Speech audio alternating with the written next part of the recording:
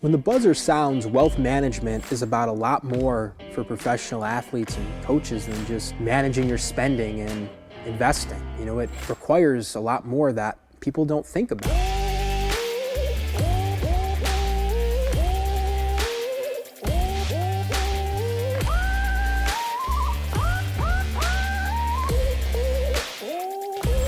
As an athlete in high school, college, you couldn't just show up to practice and games. You had to go to school. You had to show up. If you weren't getting it done in the classroom, you weren't going to play.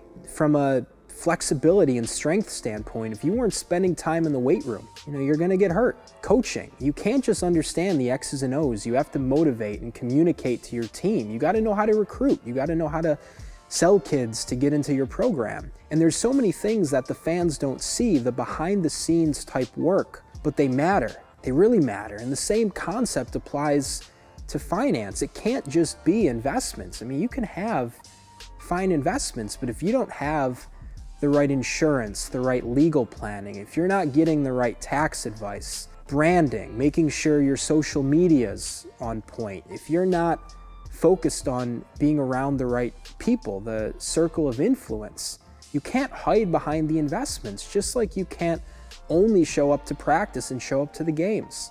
It requires a lot more. Human nature, we tend to overemphasize what's happened in the recent past, but don't fully appreciate how quickly things change. 2020 as a year's some example of that. The game of basketball was always changing. The shot clock changed the game.